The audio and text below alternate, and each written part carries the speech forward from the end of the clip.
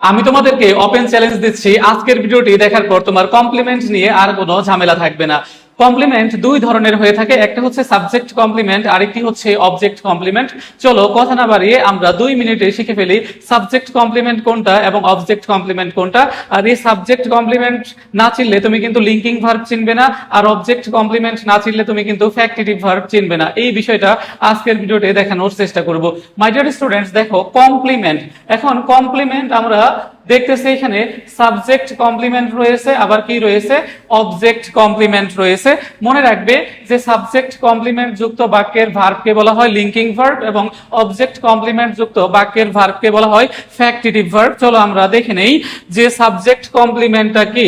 দেখো এখানে একটা এক্সাম্পল দেওয়া আছে, হি ইজ আ স্টুডেন্ট। দেখো আমরা যদি লিখি, দেখো কি হয়, হি ইজ আ স্টুডেন্ট। দেখো স্টুডেন্ট, এখন এই ক্ষেত্রে দেখো যে এই স্টুডেন্টকে এই হি অর্থাৎ এই সাবজেক্টকেই বর্ণনা করেছে হচ্ছে এই স্টুডেন্ট, তাহলে এই সাবজেক্ট সম্পর্কে কি অতিরিক্ত তথ্য, তাহলে সাবজেক্ট সম্পর্কে অতিরিক্ত তথ্য বা সাবজেক্ট এবং ভার্বের পরের বিষয় যদি পূর্বের সাবজেক্টকে কি করে বর্ণনা করে, সেটাকেই বলা হয় কি কমপ্লিমেন্ট, সাবজেক্ট কমপ্লিমেন্ট। তাহলে এখানে দেখো হি এবং এই স্টুডেন্ট হচ্ছে একই, সেই কারণে দেখো যে এটা হচ্ছে সাবজেক্ট কমপ্লিমেন্ট। আর এখানে ইজ, এই যে ভার্বটি রয়েছে, এই যে ইজ ভার্ব, এটা হচ্ছে লিঙ্কিং ভার্ব। খুব ভালো করে মাথায় রাখবে, এটা হচ্ছে কি ভার্ব, লিঙ্কিং ভার্ব। দেখো লিঙ্কিং ভার্ব থেকে প্রায়শই দেখো যে বিভিন্ন পাবলিক পরীক্ষায় প্রশ্ন আসে।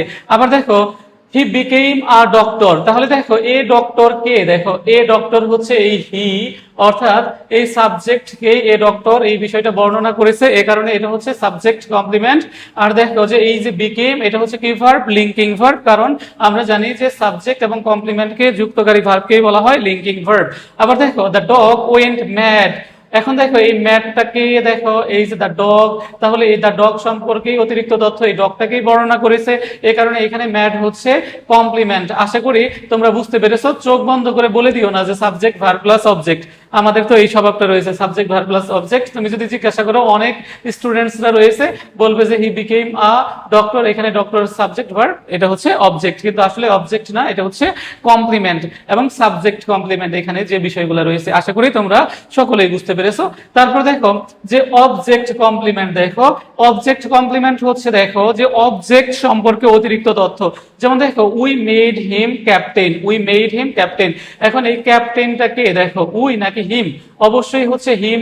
আর তাহলে এই হিমটা কি, দেখো যে উই মেড হিম, আমরা জানি যে বাক্যের ক্রিয়াকে দেখো যে কি বা কাকে দ্বারা প্রশ্ন করে আমরা কি পাই, অবজেক্ট পাই। দেখো তাহলে এই ক্ষেত্রে দেখো যে উই মেড হিম, আমরা কাকে বানিয়েছিলাম, দেখো তাকে, তাহলে এই হিমটা হচ্ছে অবজেক্ট, আর এই অবজেক্টকে বর্ণনা করেছে হচ্ছে দেখো যে ক্যাপ্টেন, এই কারণে দেখো এটা হচ্ছে তোমার অবজেক্ট কমপ্লিমেন্ট, আর এটা হচ্ছে অবজেক্ট। আর মেড হচ্ছে কি ভার্ব, ফ্যাক্টিটিভ ভার্ব, মনে রাখো ফ্যাক্টিটিভ ভার্ব। আমরা যদি আরো একটা উদাহরণ দেখি তাহলে তোমাদের এই বিষয়টা কি হবে, আরো ক্লিয়ার হবে। দেখো এখানে যে বিষয়টা আমরা লক্ষ্য করতেছি, দেখো যে